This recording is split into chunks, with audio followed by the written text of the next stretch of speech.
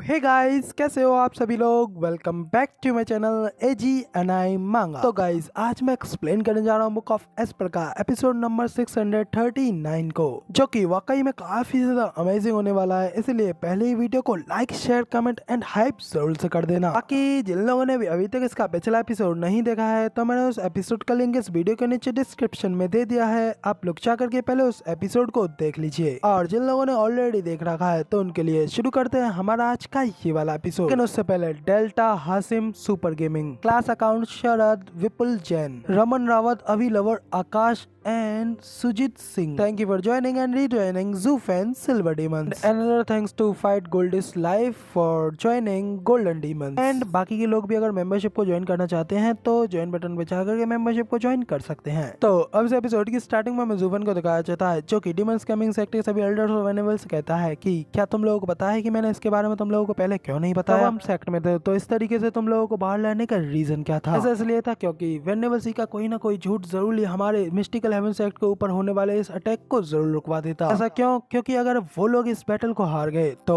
वो भी अपना सब कुछ खो देंगे। हालांकि हम लोग बिल्कुल नहीं डरते, क्योंकि हम लोग जीरो से शुरू हुए हैं और आज यहाँ तक पहुँच पाए हैं, और सब कुछ बाद में कमा जाएगा। ये कभी भी अभी में नहीं है। आप लोगों को नहीं पता है, लेकिन डबल ड्रैगन गैदरिंग में कई सारी चीजें हुई थी, लेकिन मैंने तीनों एल्डर से उसके बारे में बोलने के लिए मना कर दिया था, इस डर से कि कहीं आप वो सुनकर के ज्यादा इम्पल्सिव ना हो जाओ। वास्तव में हमारी अचीवमेंट्स और ज्यादा हायर हो सकती थी, इवन कि हम मिडिल 3 सेक्ट नहीं बल्कि सुपीरियर 3 सेक्ट में भी शामिल हो सकते थे। मगर मिस्टिकल हेवन सेक्ट की उन चालों की वजह से, उनकी उन गंदी चालाकियों ने हमारे कई सारे पॉइंट्स गवा दिए, इसलिए हमारा सुपीरियर 3 सेक्टों में शामिल होने का चांस भी खो गया। जो सुनकर तो बाकी के सभी एल्डर्स भी हैरान होते हुए कहते हैं कि क्या वाकई में ऐसा कुछ हुआ था। तो जूफन वेनेवलियान की ओर देखते हुए कहता है कि फाइंड यंग, क्या ऐसा कुछ ही नहीं हुआ था। जिस पे तो बाकी के सभी लोगों की नजरें भी वेनेवलियान के ऊपर आ जाती हैं। वेनेवलियान भी थोड़ा हेजिटेट करते हुए कहते हैं कि हाँ ऐसा ही हुआ था, मगर साथ ही वो अपने मन में कहते हैं कि क्या पहले ये एग्रीमेंट नहीं था कि हम लोग इस बारे में बिल्कुल बात नहीं करेंगे। फिर आखिर जूफन ने अब ये सब कुछ रिवील क्यों कर दिया,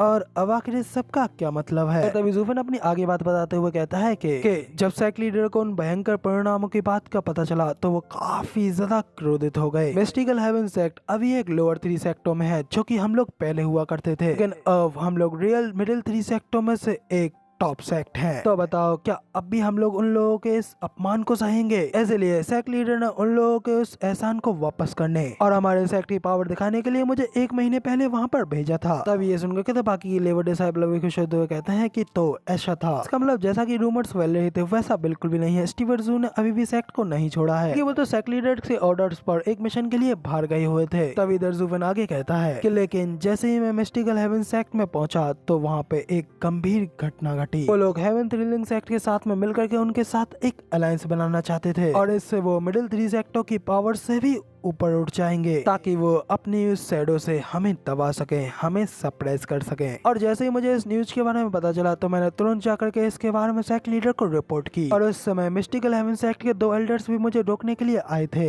लेकिन ऑफ कोर्स मैंने उन दोनों को ही मार डाला। जो सब कुछ सुनकर के तो बाकी के सभी एल्डर्स भी मिस्टिकल हेवन सेक्ट के ऊपर भड़कते हुए कहते हैं कि क्या मिस्टिकल हेवन सेक्ट इतना ज्यादा अभिमानी हो रहा है। अगर हम डबल ड्रैगन गैदरिंग के उनके उन स्कैम्स को भी पीछे छोड़ दें, फिर उसने हमारे सेक्ट के सबसे ग्रेटेस्ट कंट्रीब्यूटर के ऊपर हमला करने की कोशिश की, भी अपने 2 एल्डर्स भेज करके उन्हें इसकी तो सजा मिलनी ही चाहिए। उन्हें पता लगना चाहिए कि डीमन स्कैमिंग सेक्ट के साथ में किसी भी तरीके से कोई भी खिलवाड़ नहीं कर सकता। जूफन आगे कहता है कि ये सब कुछ सुनकर के सेक्ट लीडर भी काफी ज्यादा क्रोधित हो गए, इसलिए अब वो खुद पर्सनली उनसे निपटना चाहते थे। लेकिन आप लोगों को तो बताइए कि अभी सेक्ट लीडर सभी काइंड्स के एम्पायर के साथ में बातचीत कर रहे हैं, और अगर 2 सेक्ट की वजह से हमें पीछे धकेला गया तो इससे हमारे नाम पर असर पड़ेगा। इसलिए सेक्ट लीडर ने सबसे पहले मुझे पहला कदम उठाने के लिए कहा, और क्योंकि हम हेवन थ्रिलिंग सेक्ट के साथ में अभी नहीं जीत सकते तो इसका मतलब ये नहीं है कि हम उसके छोटे भाई को भी नहीं छू सकते। इसलिए सेक्ट लीडर ने मुझे अपना बैच दिया और मुझे इस सब का इंचार्ज बना दिया। इसलिए अब भले ही डबल ड्रैगन मैनर इसके लिए हमें कोई सजा दे, पर फिर भी हम लोग अपने नाम के लिए फाइट जरूर लड़ेंगे।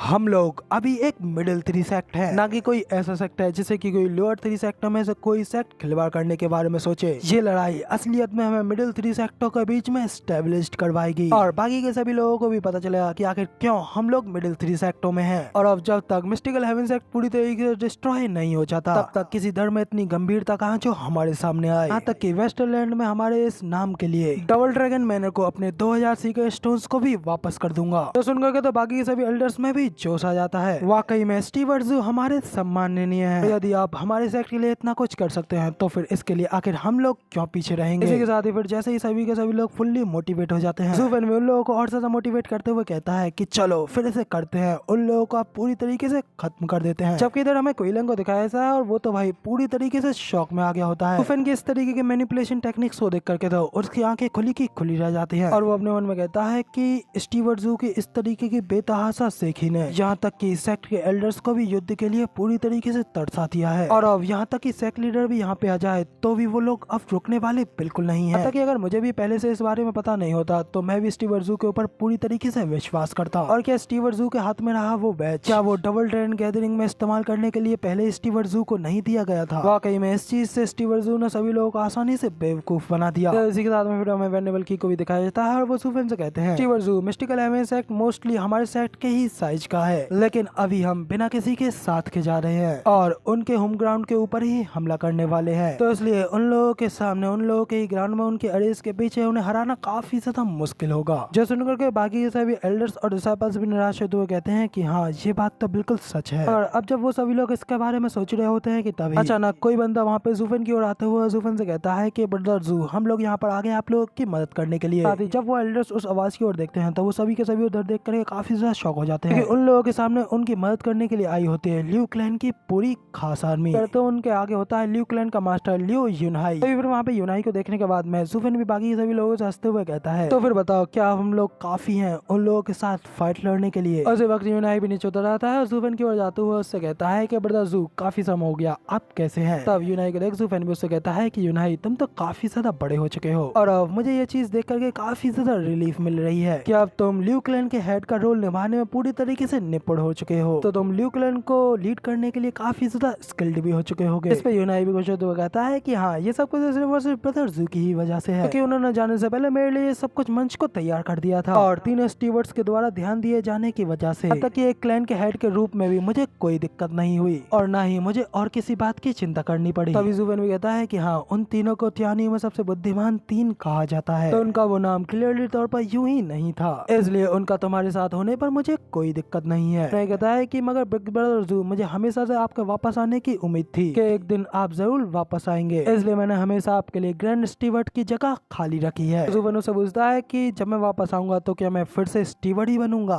मैं तब से अब तक रैंक्स में ऊपर उठते जा रहा हूँ और अब क्या मैं रैंक में फिर से वापस नीचे आऊंगा। तभी उन्हें हंसते हुए कहता है कि हाँ हमेशा से एक और सीट खाली है और वो जगह है मेरे बहन का हस्बैंड बनने की। तो क्या ब्रदर जू, क्या आप मेरा जीजा बनना चाहोगे। तो जूफेन उससे कहता है कि भूल जाओ उस बात को, उससे तो अच्छा स्टीवर्ट ही बनना है, क्योंकि मेरे पास अब ऑलरेडी एक वाइफ है और मैंने उसे ही बचाने के लिए तुम लोगों की मदद के लिए एक जेट स्लिप भेजी थी ताकि मैं उसके साथ में ल्यू क्लैन में वापस आ सकूं। तो यूनाई भी खुश होते हुए कहता है कि क्या वाकई में अब मेरी एक भाभी भी है। तभी उसी वक्त ल्यू क्लैन में से एक और बंदा जूफेन को आवाज लगाते हुए कहता है कि स्टीवर्ट जू, हम लोग भी यहाँ पर इस चीज का एक काफी लंबे समय से इंतजार कर रहे थे। जूफेन वो और देखता है तो वहाँ पे कोई और नहीं बल्कि हमारे प्यारे एल्डर ली होते हैं, तो पीछे बाकी सभी इंपॉर्टेंट ल्यू क्लैन के वेनरेबल्स। तभी उन सभी लोगों को वहाँ पे देख करके जूफेन भी खुश होते हुए कहता है कि एल्डर ली और बाकी के सभी लोग, काफी समय हो गया मुलाकात हुए बिना, आप सभी लोग यहाँ पे आए इसके लिए मैं बहुत ही ज्यादा आभारी हूँ। तो सभी लोग भी जूफेन को ग्रीट करते हुए कहते हैं स्टीवर्ट जू, ये कहने की जरूरत नहीं है क्योंकि ये तो हमारी ड्यूटी है। तो जूफेन उन लोगों से कहता है कि तुम सभी लोगों का शुक्रिया, तो चलो अब मिस्टिकल हेवन सेक्ट की ओर चलते हैं। तो सभी लोग भी कहते हैं कि हाँ हम सभी लोग खुशी खुशी आपके लिए अपनी जान जोखिम में डालने के लिए तैयार है। तब उन लोगों को जूफेन के लिए इतने ज्यादा प्रेम भाव को देखते हुए वेनेवलियान भी हैरान होते अपने मन में कहते हैं कि तो ये है स्टीवर्ट जू की असली फैमिली। इन लोगों का रिश्ता तो बिल्कुल एक गोल्डन लॉक की तरह है जो कि युगों युगों तक अटूट रहेगा। कोई आश्चर्य नहीं है कि स्टीवर्ट जू डीमन स्कैमिंग साइट को यहाँ पे छोड़ करके बस अपने घर अपने ल्यू क्लैन में क्यों जाना चाहते थे।